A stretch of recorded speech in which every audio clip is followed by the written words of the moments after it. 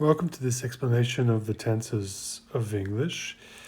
On this particular diagram, we're going to discuss all the possibilities of tenses in English, and what we're going to look at is how to construct them. We'll start, of course, with the present simple. The present simple is the easiest tense to construct. Basically, it involves just the radical of the verb. There are lots of ways in which we use the present simple, and we'll discuss them later in another module. For the verb to speak, for example, the verb is simply conjugated very easily in I speak.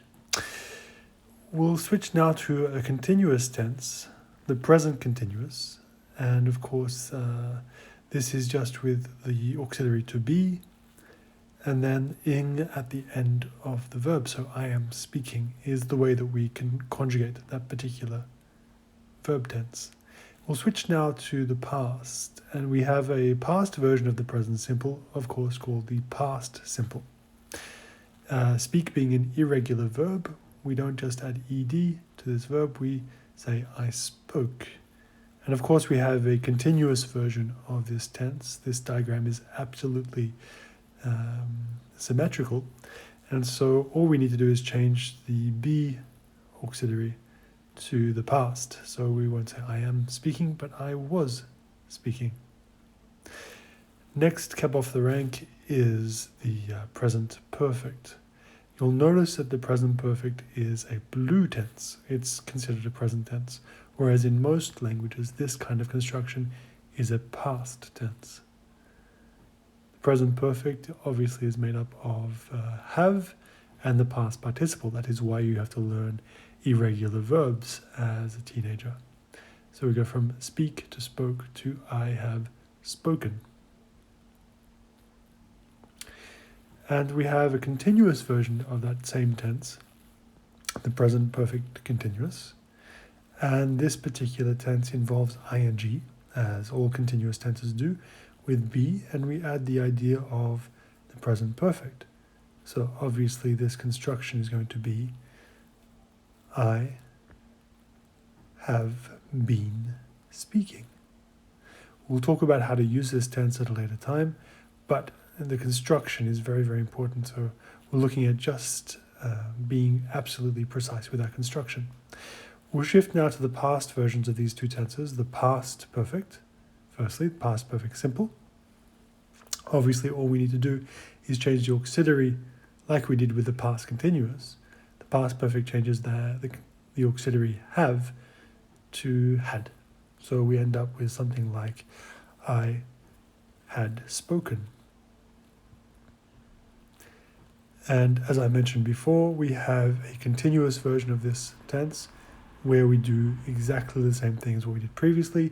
We change the auxiliary have to the past version.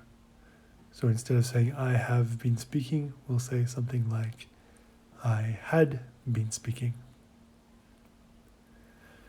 You can see all the tenses that are available in the continuous are available in the simple version, and all the tenses that are in the present can be used in the past. And all it's missing now is obviously the future tense. So here we have the future simple, past simple, present simple, future simple, and in the future often we use the auxiliary will. We have to be careful with our construction here. You can see in the present tense, if I use he, for example, in the present simple, I will say he speaks with an S at the end of the verb.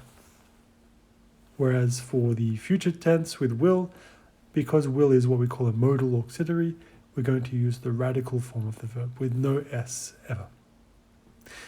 Of course, we can go below the line and we have a future continuous, or a continuous version of this tense. And of course, we'll be using be, and then of course we'll be using ing at the end of that verb. So we'll end up with something like I will be speaking. Now I have to be careful with will. Will doesn't necessarily always mean the future.